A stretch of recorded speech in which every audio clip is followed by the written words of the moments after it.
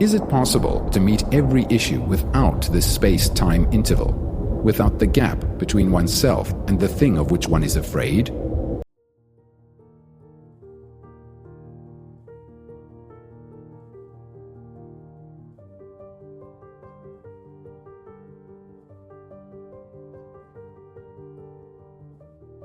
To look and to listen. Art, beauty, austerity, images, problems, space. A guarantee for the rest of their lives of continuous emotional satisfaction. We have been inquiring into the nature of love and have come to a point, I think, which needs much greater penetration, a much greater awareness of the issue. We have discovered that for most people, love means comfort, security, a guarantee for the rest of their lives of continuous emotional satisfaction. Then someone like me comes along and says, "Is that really love?" and questions you and asks you to look inside yourself. And you try not to look because it is very disturbing. You would rather discuss the soul or the political or economic situation, but when you are driven into a corner to look, you realize that what you have always thought of love is not love at all. It is a mutual gratification, a mutual exploitation. When I say love has no tomorrow and no yesterday, or when there is no center, then there is love, it has reality for me but not for you. You may quote it and make it into a formula, but that has no validity. You have to see it for yourself. But to do so, there must be freedom to look, freedom from all condemnation, all judgment, all agreeing or disagreeing. Now, to look is one of the most difficult things in life, or to listen. To look and listen are the same. If your eyes are blinded with your worries, you cannot see the beauty of the sunset. Most of us have lost touch with nature. Civilization is tending more and more towards large cities. We are becoming more and more an urban people, living in crowded apartments and having very little space even to look at the sky of an evening and morning. And therefore, we are losing touch with a great deal of beauty. I don't know if you have noticed how few of us look at a sunrise or a sunset or the moonlight or the reflection of light on water. Having lost touch with nature, we naturally tend to develop intellectual capacities. We read a great many books, go to a great many museums and concerts, watch television and have many other entertainments. We quote endlessly from other people's ideas and think and talk a great deal about art. Why is it that we depend so much upon art? Is it a form of escape, of stimulation? If you are directly in contact with nature, if you watch the movement of a bird on the wing, see the beauty of every movement of the sky, watch the shadows on the hills or the beauty on the face of another, do you think you will want to go to any museum to look at any picture? Perhaps it is because you do not know how to look at all the things about you that you resort to some form of drug to stimulate you to see better. There is a story of a religious teacher who used to talk every morning to his disciples. One morning, he got onto the platform and was just about to begin when a little bird came and sat on the windowsill and began to sing, and sang away with full heart. Then it stopped and flew away, and the teacher said, "The sermon for this morning is over." It seems to me that one of our greatest difficulties is to see for ourselves really clearly, not only outward things, but inward life. When we say we see a tree or a flower or a person, do we actually see them? Or do we merely see the image that the word has created? That is, when you look at a tree or a cloud of an evening full of light and delight, do you actually see it, not only with your eyes and intellectually, but totally, completely? Have you ever experimented with looking at an objective thing like a tree without any of the associations, any of the knowledge you have acquired about it, without any prejudice, any judgment, any words forming a screen between you and the tree and preventing you from seeing it as it actually is? Try it and see what actually takes place when you observe the tree with all your being, with the totality of your energy. In that intensity, you will find that there is no observer at all. There is only attention. It is when there is inattention that there is the observer and the observed. When you are looking at something with complete attention, there is no space for a conception, a formula, or a memory. This is important to understand because we are going into something which requires very careful investigation. It is only a mind that looks at a tree or the stars or the sparkling waters of a river with complete self-abandonment that knows what beauty is. And when we are actually seeing, we are in a state of love. We generally know beauty through comparison, or through what man has put together, which means that we attribute beauty to some object. I see what I consider to be a beautiful building, and by that beauty, I appreciate because of my knowledge of architecture and by comparing it with other buildings I have seen. But now I am asking myself, is there a beauty without object? When there is an observer who is the sensor, the experiencer, the thinker, there is no beauty because beauty is something external, something the observer looks at and judges. But when there is no observer, and this demands a great deal of meditation, of inquiry, then there is beauty without the object. Beauty lies in the total abandonment of the observer and the observed, and there can be self-abandonment only when there is total austerity. Not the austerity of the priest, with its harshness, its sanctions, rules, and obedience.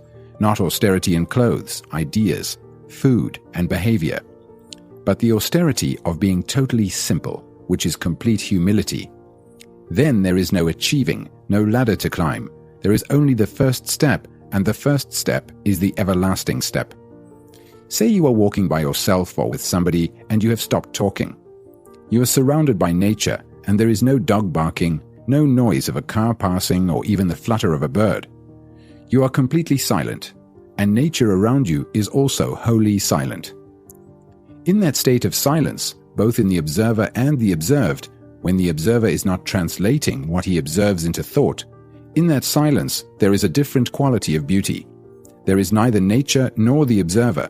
There is the state of mind, wholly, completely alone. It is alone, not in isolation, alone in stillness, and that stillness is beauty. When you love, is there an observer? There is an observer only when love is desire and pleasure.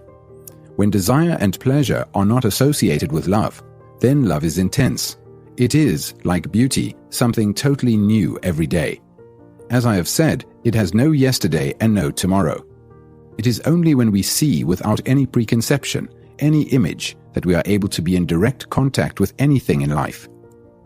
All our relationships are really imaginary, that is, based on an image formed by thought. If I have an image about you, and you have an image about me, naturally we don't see each other at all as we actually are. What we see is the images which we have formed about each other, which prevent us from being in contact, and that is why our relationships go wrong. When I say I know you, I mean I knew you yesterday. I do not know you actually now. All I know is my image of you. That image is put together by what you have said in praise of me or to insult me. What you have done to me is put together by all the memories I have of you, and your image of me is put together in the same way. And it is those images which have relationship and which prevent us from really communing with each other. Two people who have lived together for a long time have an image of each other which prevents them from really being in a relationship. If we understand relationship, we can cooperate, but cooperation cannot possibly exist through images, through symbols, through ideological conceptions. Only when we understand the true relationship between each other is there a possibility of love. And love is denied when we have images. Therefore, it is important to understand, not intellectually but actually in your daily life, how you have built images about your wife, your husband, your neighbor, your child, your country, your leaders, your politicians, your gods. You have nothing but images. These images create the space between you and what you observe, and in that space there is conflict. So what we are going to find out now together is whether it is possible to be free of the space we create, not only outside ourselves, but in ourselves, the space which divides people in all their relationships. Now, the very attention you give to a problem is the energy that solves that problem. When you give your complete attention, I mean with everything in you, there is no observer at all. There is only the state of attention, which is total energy, and that total energy is the highest form of intelligence. Naturally, that state of mind must be completely silent, and that silence, that stillness, comes when there is total attention, not disciplined stillness. That total silence in which there is neither the observer nor the thing observed is the highest form of a religious mind. But what takes place in that state cannot be put into words, because what is said in words is not the fact. To find out for yourself, you have to go through it. Every problem is related to every other problem, so that if you can solve one problem completely, it does not matter what it is. It does not matter what it is. You will see that you are able to meet all other problems easily and resolve them. We are talking, of course, of psychological problems. We have already seen that a problem exists only in time. That is, when we meet the issue completely. So not only must we be aware of the nature and structure of the problem and see it completely, but meet it as it arises and resolve it immediately so that it does not take root in your mind. If one allows a problem to endure for a month or a day, or even for a few minutes, it distorts the mind. If one allows a problem to endure for a month or a day, or even for a few minutes, it distorts the mind.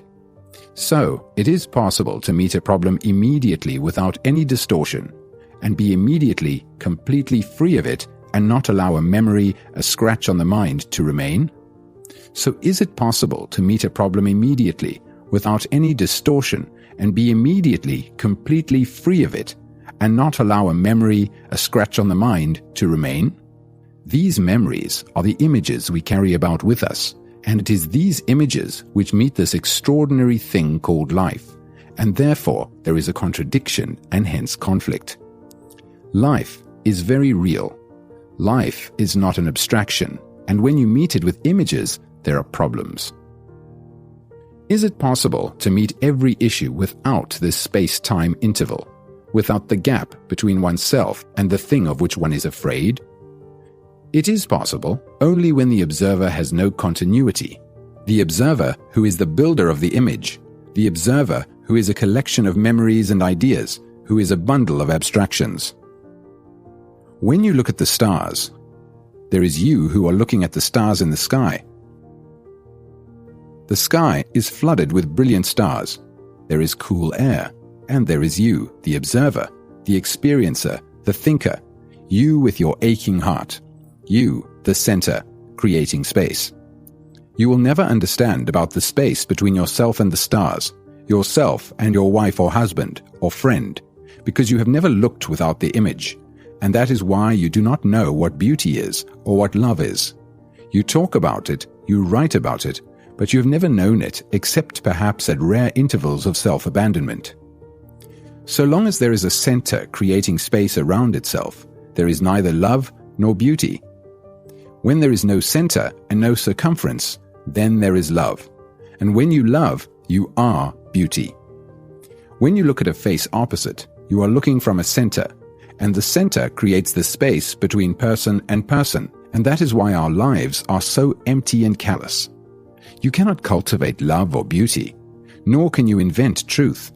But if you are all the time aware of what you are doing, you can cultivate awareness, and out of that awareness, you will begin to see the nature of pleasure, desire, and sorrow, and the utter loneliness and boredom of man.